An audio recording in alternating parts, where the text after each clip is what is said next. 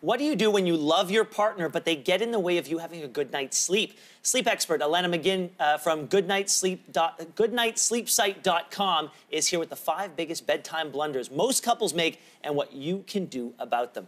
All right, so we were talking about this a little bit before, and because of the crazy sleep schedules that we have on this show, it has forced us to have conversations that you say are very tough naturally to have amongst couples. You know, I'm really excited to talk about this today because it is a conversation that I think people want to have, not just with their partner, with their spouse, but with friends, with family, but they're so scared because, you know, the media says, you know, sleep divorce. So there's that automatic association that if we're sleeping in separate bedrooms, there's problems in the marriage. And most of the time, that's not the case. Right. Okay, so what are some of the common sleep problems that couples have?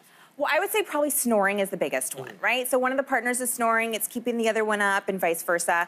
Different schedules, as you mentioned. So whether the spouse or partner is different sleep routines, one's maybe more of a night owl, one likes to go to bed early. Kids too we're finding more and more kids in the beds with parents, so more family beds, where the other spouse now has to sleep in the kid's bed.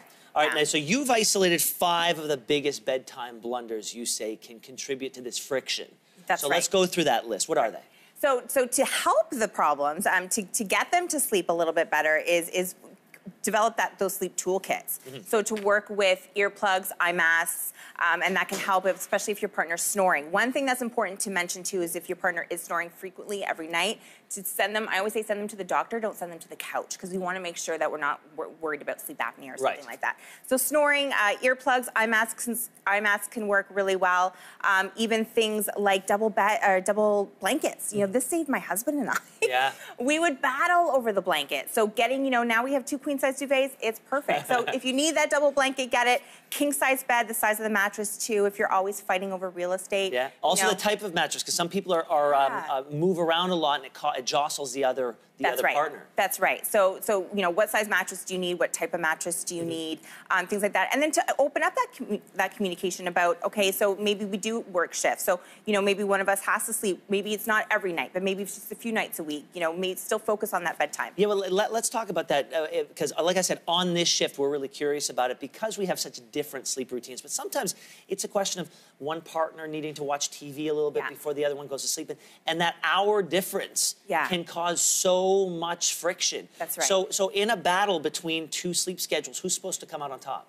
Well, it's not a matter of who comes on, it's just compromise, right? So if that is the issue, then it's you know, maybe a couple nights a week you both work on going to bed at the same time. Or if it's an issue where, you know, your partner's sitting there on their iPhone in the bedroom, keeping the other one up, maybe, you know, there's a rule, no tech in the bedroom. Like, tech should be out of the bedroom anyway. So, you know, it's about, again, talking about it. It doesn't mean there's problems in the marriage. It's just what kind of plan can we put together so that this works for everyone so we can all get the sleep we need? I think all of us have young kids on this show, and we really enjoy it when our kids come into our bed and we spend some time with them. Yeah. And sometimes they fall asleep there, and there's nothing wrong with that every now and then. But then the kids start getting used to it. What advice do you have to parents who have realized, we've gone down a path and we need to pull it back? How do you get your kids back in their bed? So, yeah, we definitely have to focus on getting kids back in their bed because if they're not sleeping, if they're interrupting your sleep, you're not going to be sleeping. So, it's setting those rules, setting those limits, setting those boundaries, opening up that communication, especially with our older kids, about setting those limits. And listen, we all have our own sleep spaces. We all need to sleep in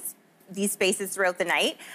So, again, communication is such a huge part of it. Yeah, and you said if all else fails, separate rooms or separate beds. There's nothing wrong with that. There's nothing wrong with that. I know we often think of our grandparents, but so many.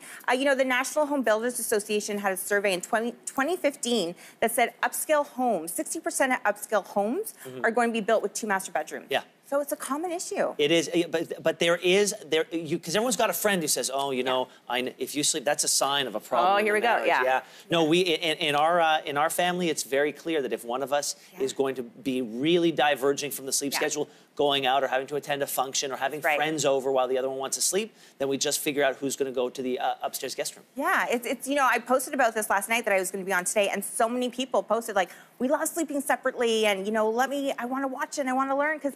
It's a lot of people are not getting the sleep they need. Well, especially in this day and age, how busy we are. If we're not getting that sleep is more important to me today than it was 15, 20 years ago. And that makes for a happier marriage, right? When they're both well rested. I know my husband doesn't want to be around me when I haven't slept.